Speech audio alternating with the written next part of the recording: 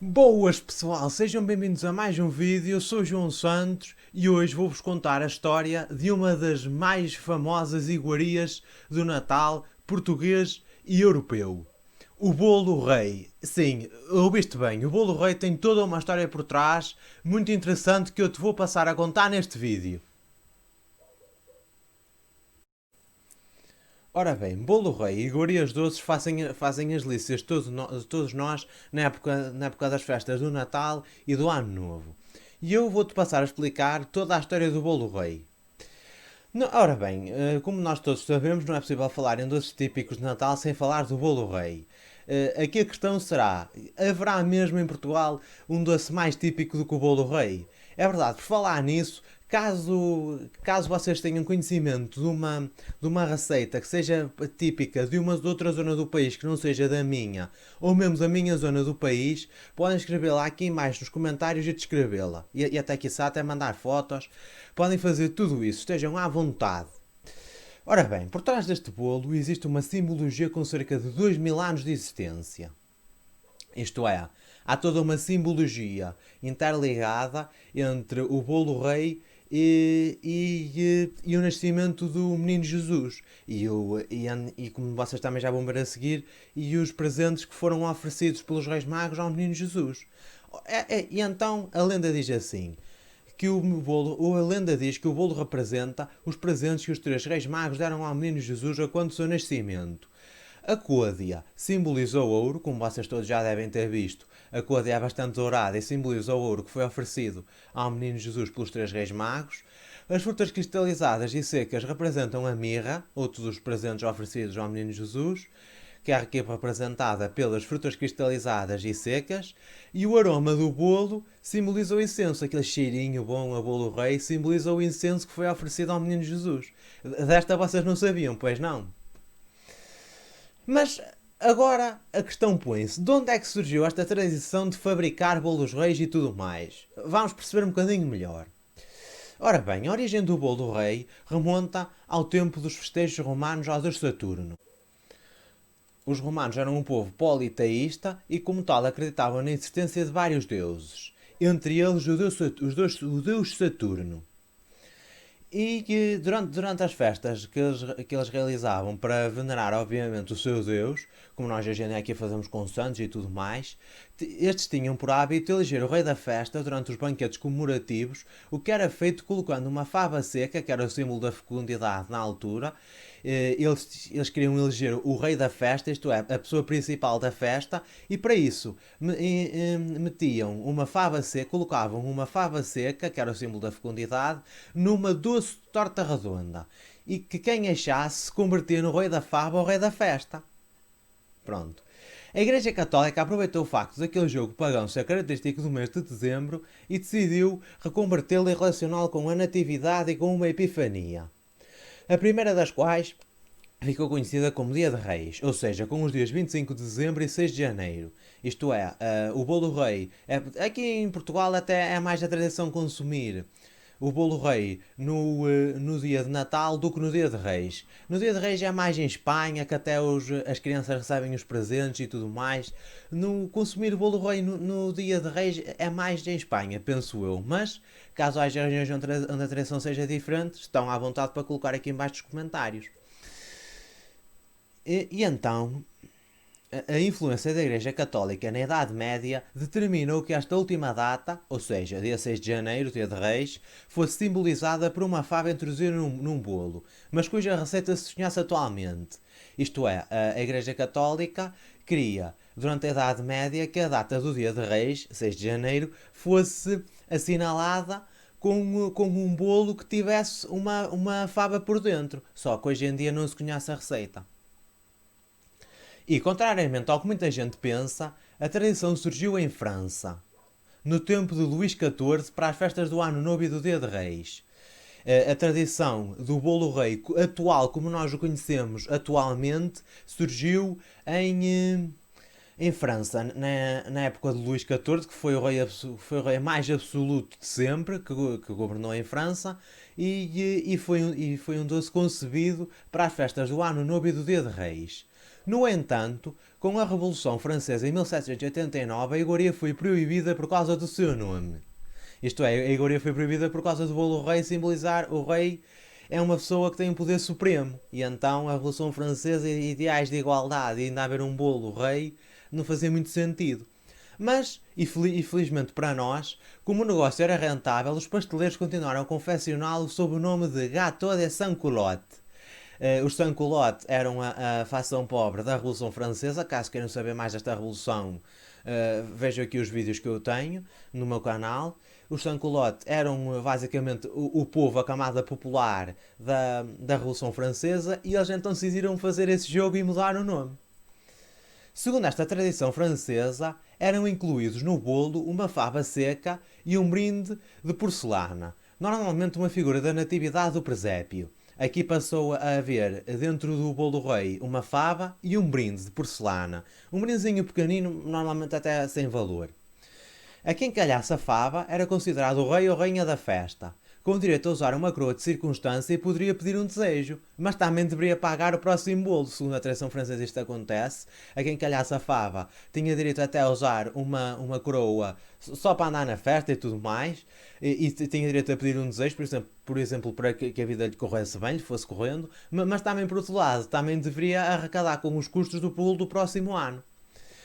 A partir de 1870, as favas secas foram progressivamente substituídas por favas de porcelana e mais tarde por gatos e outros objetos considerados de boa sorte, incluindo mais recentemente alguns feitos de plástico. Foi o que levou um bocadinho também à proibição destes brindes nos nossos bolos reis por causa da qualidade, da higiene do bolo rei, não combinava muito bem, e então até nem foi só em Portugal, peço perdão, até foi toda a União Europeia que até foi basicamente abolido por causa de uma diretiva da legislação em 1999. Em Portugal, a primeira pastelaria a vender e a confeccionar o bolo rei foi a Confeitaria Nacional, em Lisboa, por volta do ano de 1870, já meados finais do século XIX. Bolo esse feito através de uma receita que tinha sido trazida de Paris pelo proprietário. O bolo rei, popularizado em Portugal no século XIX, segue uma receita originária do sul do Loire. Um bolo em forma de coroa, feito de massa leveda. O responsável foi o afamado confeiteiro francês Gregório como ficou conhecido, recrutado em Paris por Baltasar Rodrigues Castanheiro Júnior, que adaptaram e utilizaram uma receita trazida da capital francesa, aqui para Portugal. Aos poucos, outras confeitarias da cidade passaram também a fabricar o bolo rei, originando assim várias versões diferentes. No Porto, o bolo rei foi introduzido em 1890, com 20 anos de diferença para a capital, por iniciativa da Confeitaria Cascais, segundo uma receita que o proprietário Francisco Júlio Cascais também trouxera de Paris.